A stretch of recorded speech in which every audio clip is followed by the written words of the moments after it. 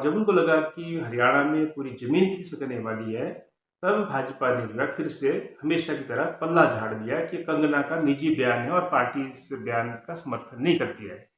भैया, पहली बात तो यह है कि मोदी जी खुद लाए थे कंगना रनौत को, उन्होंने खुद उतारा था उनको मंडी की सीट से। जमीन विरोधी तीनों बिलों को वापस लेना होगा। बोल किसान ना हल्ला बोल।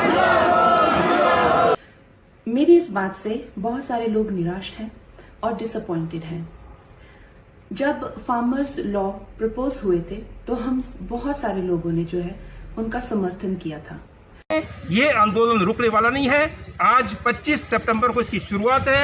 ये आंदोलन आगे बढ़ेगा। ये गलत जगह जो है मोदी साहब की सरकार ने हाथ डाला किसान के ऊपर। नमस्कार दोस्तों, मैं कुशाल भारद्वाज और स्वागत है आप सबका मेरे यूट्यूब के मंच पर। भाजपा की मंडी से सांसद और भाजपा की नेत्री कंगना रनौत इन दिनों फिर से सुर्खियों में, और इस सुर्खियों ने बटोरी है अपने एक बयान के कारण। और आप सबको मालूम है, जब हिमाचल के दौरे पर आई है और यहाँ पर उन्होंने एक बयान जारी किया है कि जो 3 कृषि कानून जो सरकार ने वापस ले लिए थे किसानों के संघर्ष के बाद, कंगना रनौत जी को तीनों कृषि कानून जो बहाल होने चाहिए और इसकी मांग जो है किसानों को करनी चाहिए, क्योंकि वो तीनों कानून जो है किसानों के लिए बहुत बेहतर हैं। आप सबको मालूम है कि वो जो 3 काले कानून थोपे गए थे, वो जब हमारे देश के अंदर कोरोना काल में लॉकडाउन थोपा था केंद्र सरकार ने, मोदी सरकार ने, उस वक्त 3 वो काले कानून अध्यादेश के माध्यम से थोपे गए थे जब देश की जनता घरों में कैद कर दी गई थी। लेकिन एक लंबा संघर्ष उन 3 काले कानूनों के खिलाफ देश भर में हुआ। 750 के करीब किसानों की शहादतें हुई और उसके बाद मोदी सरकार को मजबूर कर दिया किसानों ने, क्योंकि चौतरफा संघर्ष तेज हुआ, क्योंकि काले कानून जो है किसानों के खिलाफ थे वो जग जाहिर हो गया। और उसके बाद मोदी जी ने जो है तीनों काले कानूनों को वापस ले लिया था, यानी कि मोदी सरकार ने। और अब कंगना रनौत जो भाजपा की बड़ी नेत्री हैं और मंडी की सांसद हैं, उन्होंने फिर ये बयान जारी किया कि वो कानून बहुत ही बढ़िया थे और इसलिए जो है किसानों को खुद मांग करनी चाहिए उनकी बहाली के। और बहुत फजीयत फिर से हुई कंगना रनौत की, पूरे देश के अंदर किसानों ने प्रतिक्रियाएं दी। और उसके साथ साथ जब भाजपा ने देखा कि ये फिर से किसान जो है वो भाजपा के खिलाफ होने वाले, और अभी कई राज्यों के चुनाव होने जा रहे हैं जिसमें हरियाणा प्रमुख है, और जब उनको लगा कि हरियाणा में पूरी जमीन खिसकने वाली है, तब भाजपा ने जो है फिर से हमेशा की तरह पल्ला झाड़ दिया कि कंगना का निजी बयान है और पार्टी इस बयान का समर्थन नहीं करती है। भैया, पहली बात तो यह है कि मोदी जी खुद लाए थे कंगना रनौत को, उन्होंने खुद उतारा था उनको मंडी की सीट से, और सांसद भी बन गई, लोगों ने वोट भी दिया। और लेकिन उस वक्त भी उनके बयान आते थे, आप सबको मालूम है, हमने तब भी मुद्दे उठाए, क्योंकि कंगना तब ज्ञान बांटती थी। वो कहती थी कि हिंदुस्तान 2014 में आज़ाद हुआ। वो कहती है कि भारत के पहले जो प्रधानमंत्री आज़ाद भारत के वो थे सुभाष चंद्र बोस, और उसके साथ साथ उन्होंने कई तरह का ज्ञान बांटा उस वक्त। वो मुद्दे भी आपके सामने रखे गए। लेकिन अभी भाजपा ने फिर से पल्ला झाड़ दिया। इससे पहले भी कंगना ने किसानों के बारे में बहुत ही गलत बातें कही थी। उन्होंने कहा था कि जो महिलाएं वहाँ पर बैठी थी वो जो है बिकती थी 1-1 रुपये में। उन्होंने भी कहा 200-200 रुपये में, 100-100 रुपये में बिकती थी। ये कंगना रनौत का बयान था। और उन्हें भी बयान जारी किया कि वहाँ पर तो जो है लाशें जो है लटकी होती थी और वहाँ पे बलात्कार होते थे जहाँ पर वो किसान आंदोलन में बैठे थे। उसकी भी काफ़ी आलोचना हुई। बाद में भाजपा ने पल्ला झाड़ दिया कि हमारा बयान नहीं है, ये कंगना रनौत का निजी बयान है। तो समझ नहीं आता कि क्या भाजपा के द्वारा कंगना रनौत को आगे करके ऐसे बयान जारी किए जाते हैं कि परखो लोगों की प्रतिक्रिया क्या है, और जब लोग इस पे चौतरफा प्रतिक्रिया देते हैं और जब उनको लगता है कि ये उनके खिलाफ जाने वाला बयान है, तो तब वो पल्ला झाड़ देते हैं। अभी भी यही हुआ, भाजपा के नेताओं ने पल्ला झाड़ दिया कि हमारा बयान नहीं है, पार्टी का ऑफिशियल बयान नहीं है, ये कंगना रनौत का निजी बयान है। लेकिन कंगना रनौत कौन है? भाजपा की नेत्री और भाजपा की ही सांसद है। होना तो चाहिए था कि इस देश के जो प्रधानमंत्री हैं नरेंद्र मोदी, उनको खुद आगे आकर के बयान जारी करना चाहिए कि कंगना ने जो 3 काले कानून फिर से बहाल करने की मांग की है, जिसको सरकार ने भी जो है उन कानूनों को निरस्त कर दिया था फिर से पार्लियामेंट में जो है बिल ला करके, तो उन कानूनों को फिर से बहाल करने की मांग करना बिल्कुल गलत है। और उस बात के लिए प्रधानमंत्री नरेंद्र मोदी को कंगना रनौत की आलोचना करनी चाहिए, लेकिन प्रधानमंत्री ने भी इस पर कोई मुंह अपना खोला नहीं है। लेकिन साथियों, एक नाटकीय मोड़ फिर से आया कि जब भाजपा ने प्रतिक्रिया दी कि हमारा बयान नहीं है, ये पार्टी का ऑफिशियल बयान नहीं है, कंगना रनौत का निजी बयान है, पार्टी कंगना रनौत के बयान से जो है कोई सहमत नहीं है, तब जो है कंगना रनौत ने एक वीडियो जारी कर दिया और उसमें जो है वो माफी मांग रही हैं कि मुझे पता नहीं है, मैं राजनीति में नई नहीं हूँ और इसलिए जो है मैंने जो मांग की है वो पार्टी की मांग नहीं है और मेरे इस मांग से कि वो कृषि कानून फिर से बहाल होना चाहिए, अगर उससे जो किसी को पीड़ा पहुंची है तो मैं माफी मांगती हूँ। भैया क्या ड्रामा ये मैं पूछना चाहता हूँ। आप सबको मालूम है, आप देख लीजिए, ये कंगना रनौत का बयान है। नमस्ते दोस्तों, पिछले बीते कुछ दिनों में मीडिया ने मुझसे फार्मर्स लॉ पे कुछ सवाल किए और मैंने ये सुझाव दिया कि किसानों को फार्मर्स लॉ वापस लाने का प्रधानमंत्री जी से निवेदन करना चाहिए। मेरी इस बात से बहुत सारे लोग निराश हैं और डिसअपॉइंटेड हैं। जब फार्मर्स लॉ प्रपोज हुए थे तो हम बहुत सारे लोगों ने जो है उनका समर्थन किया था, लेकिन बड़ी ही संवेदनशीलता से और सहानुभूति से हमारे माननीय प्रधानमंत्री जी ने वो लॉज जो थे वापस ले लिए थे और ये हम सब कार्यकर्ताओं का कर्तव्य बनता है कि हम उनके शब्दों की गरिमा रखें। मुझे ये बात भी ध्यान रखनी होगी कि मैं अब एक कलाकार नहीं, भारतीय जनता पार्टी की कार्यकर्ता हूं और मेरे ओपिनियंस अपने नहीं होने चाहिए, वो पार्टी का स्टैंड होना चाहिए। तो अगर मैंने अपने शब्दों से और अपनी सोच से किसी को डिसअपॉइंट किया है, मुझे खेद रहेगा। I take my words back. Thank you. और उसके साथ साथ जो देश भर में आंदोलन हुआ था 3 काले कानूनों के खिलाफ, वो भरे हिमाचल प्रदेश में भी हुआ था, हमारे मंडी जिला में भी, जोगिंद्रनगर में भी हुआ था और उस जोगिंद्रनगर में भी एक दिन का जो एक बंद किया वो भी आपको हम दिखा देते हैं। लेकिन रोजाना लॉकडाउन के दौरान भी हमने संघर्ष लड़ा था, कभी हमने पुतले जलाए थे, कभी हमने जो है वो अध्यादेश की प्रतियां जलाई थी, कभी जो है प्रधानमंत्री को ज्ञापन दिए थे, कभी जो है प्रोटेस्ट किया था, कभी राष्ट्रपति को ज्ञापन दिए थे। तो इसी तरीके से जो पूरे देश के अंदर एक जबरदस्त संघर्ष जो है उस वक्त हुआ था इन काले कानूनों के खिलाफ है और किसान जमकर जो है इन 3 अध्यादेशों बिलों का जो है कड़ा विरोध कर रही है। की लूट नहीं चलेगी, नहीं चलेगी, नहीं चलेगी। कॉर्पोरेट की लूट नहीं चलेगी, नहीं चलेगी, नहीं चलेगी। किसानों को लूटना बंद करो।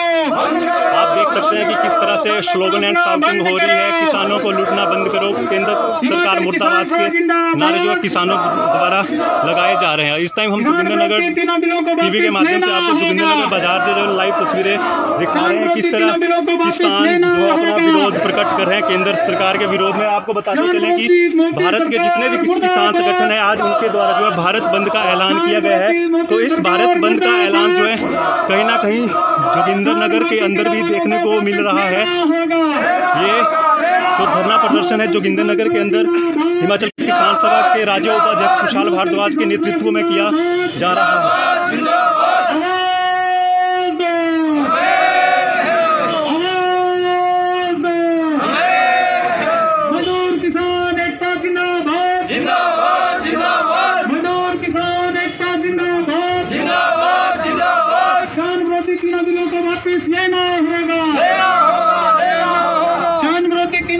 वापस लेना होगा। बोल किसान ना हल्ला बोल, बोल किसान ना हल्ला बोल।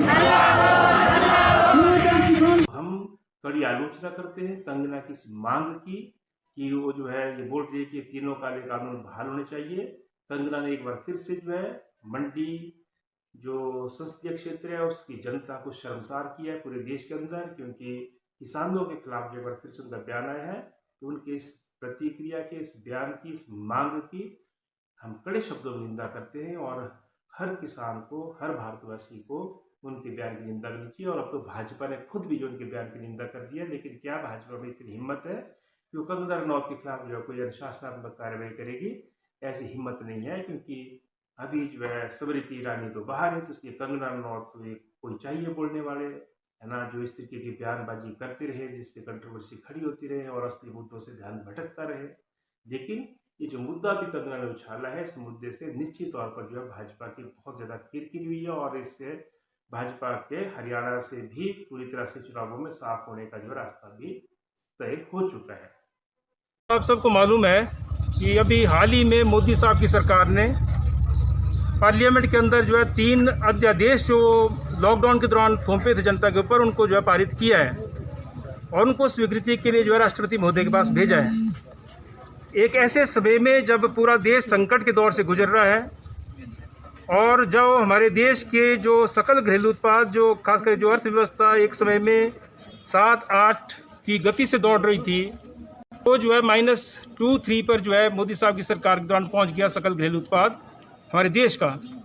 और उसके साथ साथ मैं ये भी कहना चाहता हूँ कि ऐसे संकट के समय में भी हमारे देश का जो अन्नदाता है उसने जी तोड़ मेहनत की और इस देश के अंदर खाद्यान्न की कमी नहीं होने दी। और जब पूरे देश की जनता को केंद्र की सरकार ने लॉकडाउन में फंसा दिया तो 5 जून 2020 को 3 अध्यादेश किसानों खेती किसानी के खिलाफ जब थोप दिए गए। उनको मालूम था कि सड़कों पर नहीं उतर सकती है तो ये आसान है, और वो अध्यादेश थोपे। और उसके बाद अभी जब मानसून का सत्र चल रहा था तो वहाँ पर वो पेश किए गए और वहाँ पर जो है खासकर राज्यसभा के अंदर ध्वनि मत से उसको पारित किया गया। और विपक्षी सदस्यों ने, किसान हितैषी सदस्यों ने जब ये मांग उठाई मत विभाजन की, तो वहाँ पर जो उपसभापति महोदय ने मत विभाजन की इजाज़त नहीं दी। ये आज़ाद हिंदुस्तान के अंदर पहली बार हुआ है। हमारा संविधान ये कहता है कि अगर संसद के अंदर कोई एक सदस्य भी मत विभाजन की मांग करता है तो वो करवाना पड़ता है। लेकिन आप जो है आपको मालूम था कि जो घटक दल हैं एनडीए के भी, उनके अंदर भी दरार है। बहुत सारे घटक दलों ने इन विधेयकों का विरोध किया था, इन बिलों का विरोध किया था, और उसके बाद जो है ध्वनि मत से जो है इनको पारित कर दिया गया बिना मत विभाजन के। ये संसदीय गरिमा के खिलाफ है, ये हमारे संविधान के लोकतांत्रिक मूल्यों का अपमान है। दूसरा मैं कहना चाहते हैं कि सरकार का जो लॉजिक है, मैं उन तीनों बिलों का नाम नहीं दोहराऊंगा, आप सबको मालूम है वो 3 बिल क्या हैं। लेकिन उसमें से सरकार का जो पक्ष है और जो सरकार को जो कहना है कि ये जो एक जो अध्यादेश है जो अब कानून बनने जा रहा है, उससे जो है इस देश के किसानों को छूट मिलेगी कि वो अपना उत्पाद देश के किसी भी कोने में किसी भी कीमत पर जाकर के बेच सकता है। अभी मुझे बताओ कि इससे पहले किसानों को कौन सी पाबंदी थी, कौन सा कानून उनको रोकता था कि वो देश के अलग अलग हिस्सों में जाकर के अपना उत्पाद नहीं बेच सकते हैं। हमारे प्रदेश के इवन किसान जो सेब उत्पादक है वो कलकत्ता और चेन्नई की मंडियों में जाकर के अपना सेब बेचता था। ऐसे ही जो है दूसरे प्रांतों के जो किसान हैं वो कहीं पर जाकर अपना उत्पाद बेचते हैं। लेकिन असल में जो मोदी साहब की सरकार ने इस अध्यादेश के माध्यम से किया है वो ये है कि कृषि क्षेत्र की जो कंपनियां हैं और उसके साथ साथ जो कॉरपोरेट्स हैं उनको खुली छूट दे दी है कि वो देश के किसी भी कोने में जाकर के किसान से किसी भी कीमत पर जो है उनका अन्न खरीद सकते हैं। हमारे देश के अंदर किसानों को बचाने के लिए जो एक कानून था जिसके तहत जो है न्यूनतम समर्थन मूल्य की गारंटी थी कि उससे कम में कोई उसके उत्पाद को खरीद नहीं सकता है, वो न्यूनतम समर्थन मूल्य की गारंटी मोदी साहब की सरकार ने ख़त्म कर दी है इन बिलों के माध्यम से। और उसके चलते जो है वो पूरी छूट देती है कॉरपोरेट्स को और निजी कंपनियों को कि वो किसी भी दाम पर जो है किसान का उत्पाद खरीद सकते हैं, यानी कि कोई न्यूनतम समर्थन मूल्य नहीं होगा। और उसके साथ साथ आपको पता है कि कई बार फसल कई कारणों से डूब जाती है। तो एक तो कुछ जगह पहले ही जो है जैसे कॉन्ट्रैक्ट खेती में होता है, जैसा वो पहले भी एक कानून लाया गया था कि उसके तहत क्या होगा कि किसानों से मोल भाव कर लिया जाएगा और अगर किसी कारणवश किसान उस गुणवत्ता वाला उत्पाद पैदा नहीं करेगा तो निश्चित है कि उसको दाम नहीं मिलेगा। तो किसान ने जो कर्जा लिया होगा जिसके आधार पर वो उत्पादन करता है वो फिर से कर्ज में डूब जाएगा। और एक तरह से ये खुली छूट दे दी है मोदी साहब की सरकार ने ये कॉरपोरेट्स को और कृषि क्षेत्र की कंपनियों को किसान को लूटने की। नंबर 2 बात जो हम ये कहना चाहते हैं, जो दूसरा विधेयक कहता है कि जो आवश्यक वस्तु अधिनियम 2020 आवश्यक वस्तु अध्यादेश 2020 जो अब कानून का रूप लेने जा रहा है, अगर राष्ट्रपति की मंजूरी मिलती है तो हमारे देश के अंदर आपको पता है कि पहले से काला बाजारी के खिलाफ और जमाखोरी के खिलाफ कानून है। और उस कानून के बावजूद जब भी कभी कोई संकट आता है तो मुनाफाखोर जो है काला बाजारी भी करते हैं, जमाखोरी भी करते हैं और कृत्रिम रूप से जो है वो वस्तुओं के जो है वो दाम बढ़ा देते हैं, जिससे महंगाई बढ़ती है। तो मोदी साहब की सरकार ने इस कानून के माध्यम से लीगलाइज कर दिया है। जो चीज़ पहले अवैध थी हमारे मुल्क के अंदर, कालाबाजारी और जमाखोरी, इस कानून के आने से ये इसको वैधता प्रदान की गई है। यानी कि अब जो है चाहे दलहन है चाहे तिलहन है, जो दाल उत्पादन है, तेल उत्पादन है, या उसके अलावा जो आलू है, प्याज है, उसको जो है वो बाजार के लिए खुला छोड़ दिया है। कोई भी कॉरपोरेट कितनी भी मात्रा में उसको जो है उसका भंडारण कर सकता है, कोई रोक टोक उस पर नहीं होगी। और जब भी कोई संकट का दौर आएगा, जैसे आज संकट का दौर है, तो उसका जो है उसके कमी दर्शा करके उसको जब मनमाने दामों पर बेचा जाएगा। तो ये जमाखोरी और कालाबाजारी को एक तरह से वैधता प्रदान की है मोदी साहब की सरकार ने। और तीसरा, हमारे देश के अंदर जो विपणन समितियाँ थी, APMC के माध्यम से जो मंडियाँ थी जहाँ पे किसान अपना उत्पाद बेचता था, वो जो है ख़त्म हो जाएंगी, वो ख़त्म कर दी गई हैं। और उसके चलते जो है ये किसानों की लूट जो है से बढ़ेगी। तो पूरे देश का अन्नदाता आज सड़कों पर है, खास करके पंजाब, हरियाणा, वेस्टर्न यूपी से लेकर के इवन पूरे देश के अंदर भारत बंद का भी आज आह्वान है। लेकिन जोगिंद्रनगर के अंदर हम भारत बंद की दिशा में नहीं गए, लेकिन हमें कहना चाहते हैं हम लोग किसान हैं, किसान परिवारों से हैं।